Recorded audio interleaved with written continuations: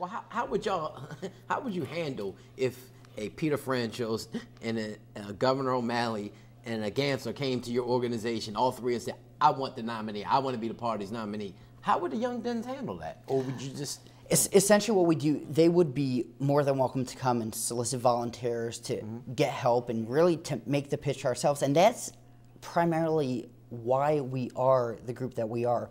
We don't want to be seen as just the volunteers. We want to be seen as, hey, don't forget, we also vote, and you got to come to us and solicit our vote. Just like you go to these different Democratic clubs around the state, just like you go to the central committees, just like you go to the civic associations, the homeowners association, the community associations, come to us because we are one of the largest growing electorates, and we are going to vote, and you need our vote. And you know, that brings up an interesting point, Nick.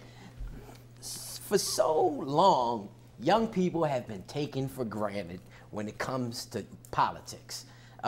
They say, you know, the 18 to 24, they don't vote anyway. Why go after them?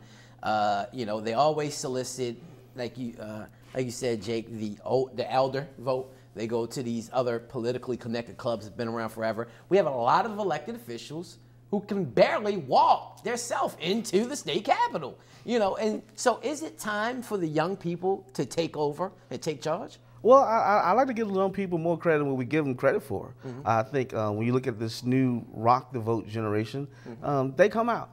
They may not come out in the 90 percentile rate that 90% we would like them to be, but they do come out and they perform. They do the small things, whether it's making the phone calls, putting up signs, whether it man in the vans to pick people up, getting back and forth. In terms of, like, you know, having a true political machine, the young people pretty much come through. In terms of being, you know, ready to hold an office or participate as a leader of a GOP civic organization, I mean, that's a little different. It comes with some seasoning. We like to see our young people go and get experience either in the workforce, the military, or in academics. But I really do believe that the young people are doing a great job, and they deserve a little more credit than what they're getting. I'm sorry, if I may, and that may be the GOP's attitude on it, but as far as we're concerned, absolutely. I mean, you look at the General Assembly.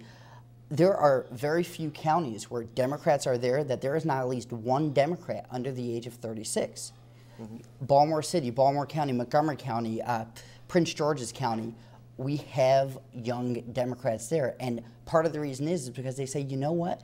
These ideas of the older generation aren't working. It's time for us to stand up.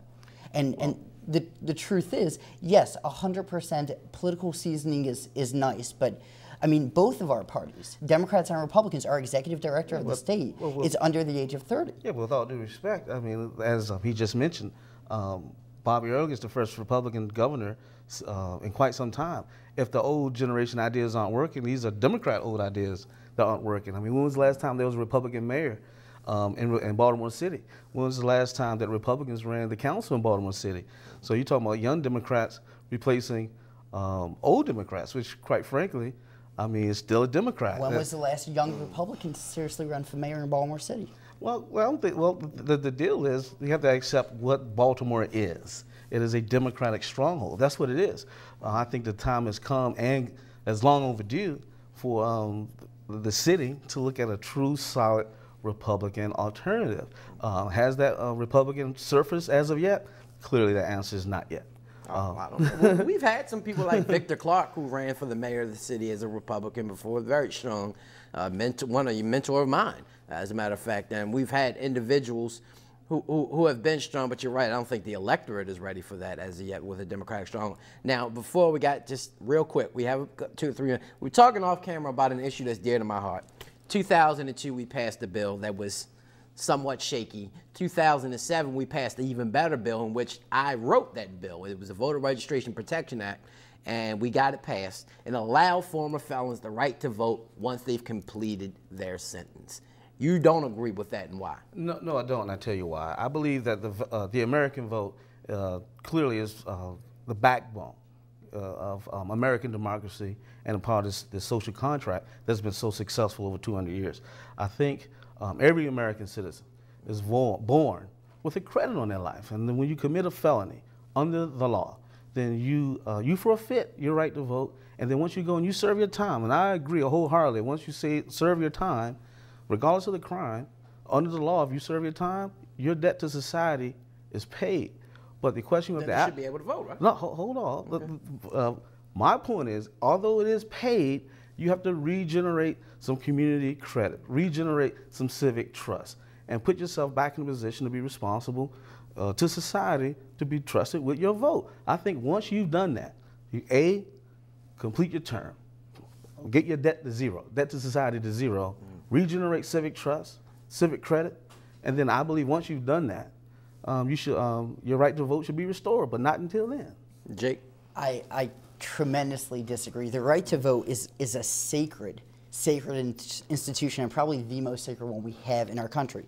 Once you've served your time, you've done your jail time or prison time, you've done your parole, you've done probation, you're done. You're a full-fledged citizen. During your parole and probation, you're still paying taxes, but I understand you're still paying your debt to society. Once that's done, you're done.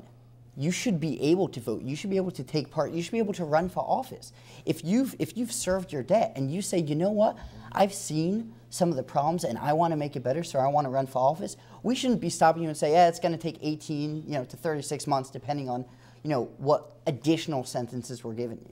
Well, once again, if you want to maintain the value of the vote, I think there's a certain aspect to it that we should be guarded about. And who we have vote and who we have run for office, I think is important.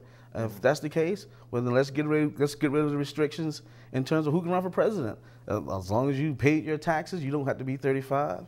As long as you paid your debt to society, you don't have to be born in this country. Well, no, that's a little different. But we're about to go to the commercial break. I think standards are standards. Standards are, but you also got to realize that who's going to set those standards and who are they to set a standard on anybody else, because they're a human just like anybody else, and how long would it actually take to read that? But that's a good conversation to have, and I'm sure the viewers watching will. And if you want to have that conversation, please join us, and you can email us at feedback@reportersroundtable.com.